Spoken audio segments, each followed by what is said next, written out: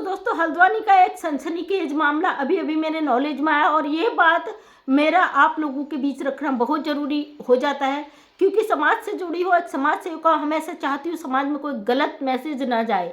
एक नाबालिग कम उम्र की 16 साल की लड़की 9th क्लास में पढ़ने वाली प्रेग्नेंट हो जाती है और बड़ी आसानी से हॉस्पिटल में एक बच्चे को जन्म देती है और बच्चा बहुत हट्टा कट्टा हष्ट पुष्ट बच्चा पैदा करती है और लड़की की उम्र है 16 साल।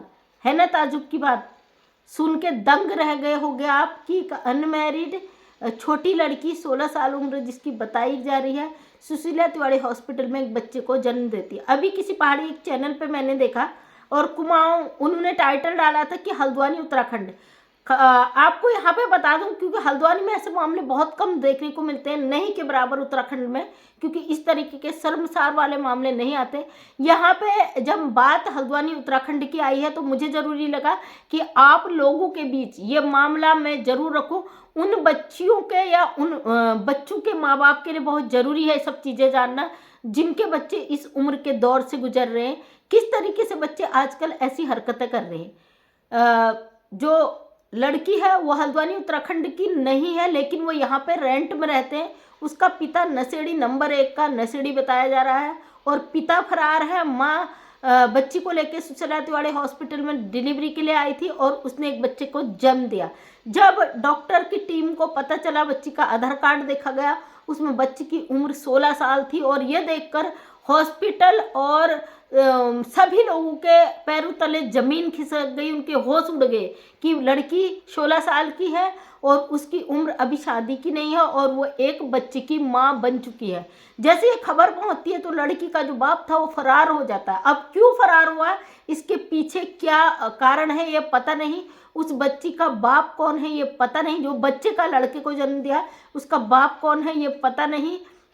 और लड़की की माँ किसी कॉन्वेंट स्कूल में झाड़ू पोछा करती थी, वहीं से वो बच्चों को पढ़ाती थी और जो भी मतलब स्कूल का वर्क करते हैं तो उनके बच्चों को फ्री में पढ़ाया जाता है, उसके एवज में वो लड़की को भी पढ़ा रही थी, वहाँ पे काम भी करती थी। तो दोस्तों इस तरीके का मामला शर्मसार करने वाला जो हल्द्वानी में आया है, एक्चुअल में वो हल्द्वानी का मामला नहीं है, वो यूपी की लड़की बताई जा रही है। यहाँ पे हल्द्वानी में वो रेंट पर रह रहे थे रोजगार के चलते। तो कई लोगों ने इसमें कमेंट किया था कि भाई हल्द्वानी उत्तराखंड को बदनाम मत करिए, वो लोग यूपी बिहार इस तरफ के हैं, क्योंकि जहाँ तक मुझे लगता है माँ बाप शिक्षित होते हैं, अपनी रोजी रोटी के चक्कर में बच्चों पर ध्यान नहीं दे पाते, जिसके चलते बच्चे गलत हाथों गलत रास्ते पे चले जाते हैं। यहाँ पे लड़की का किससे अफेयर था, किसका वो बच्चा था, कुछ समझ में नहीं आ रहा है, क्योंकि लड़की केवल 16 साल की बताई जा रही है। तो ये एक ऐसी गंभीर समस्या है हमारे समाज की, जिससे आज का समाज बहुत पीड़ित है। माँ बाप का डर खौफ बना रह रही, खासकर जिनके बच्चे किशोरावस्था में वो माँ बाप इतने डरे हुए हैं, इतने सहमे हुए हैं कि कैसे अपने बच्चों को शिक्षा दे। अब इसमें किसको दोष देंगे आप?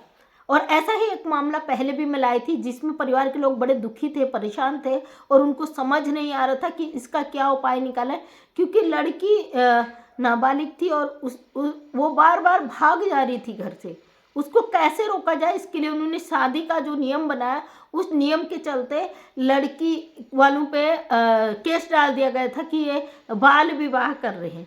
तो उस पर माँ बाप की बड़ी समस्या कि उस बच्चे को बार बार भागने से कैसे रोका जाए, कैसे अगर शादी कर देते हैं तो बाल विवाह में आ जाता। मतलब एक प्रतिबंध जो सरकार की तरफ से लगाया जाए उसका सल्यूशन क्या हो, ये बड़ी एक गंभीर समस्या बनी हुई है। यहीं पे लड़की के ऊपर, लड़की के परिवार के ऊपर पास्को एक्ट के तहत मुकदमा दर्ज कर लिया गया। पुलिस आई, पुलिस ने जांच करी, जांच में आधार कार्ड में लड़की की उम्र कम पाई गई और उसका एक हष्टपुष्ट बच्चा भी पैदा हो गया। तो यह गंभीर समस्या समाज को एक नासूर की तरह अपनी तरफ खींचती जा रहा है। गलत धारणा समाज के बीच पड़ रही है, लोग गलत भावनाओं के बीच पनप रहे हैं। ये बड़ी दिक्कत है, बड़ी समस्या है। इस समस्या का समाधान कैसे किया जाए, यही हम भी दिन रात सोचते हैं, कैसे आज के समय में ऐसी परिस्थितियों से निपटा जाए। तो दोस्तों कमेंट के माध्यम से अपनी राय जरूर दीजिएगा। समाज के प्रति बढ़ रहे ऐसे अपराधों के लिए आपकी क्या राय है? इसका जिम्मेदार कौन है? क्या इसका जिम्मेदार परिवार के लोग हैं या समाज है या सोशल मीडिया है, जो भी आपके दिमाग में विचार आता है कमेंट्स के माध्यम से मुझसे ज़रूर शेयर कीजिएगा, ताकि मैं उस पर अपनी प्रतिक्रिया रख सकूं।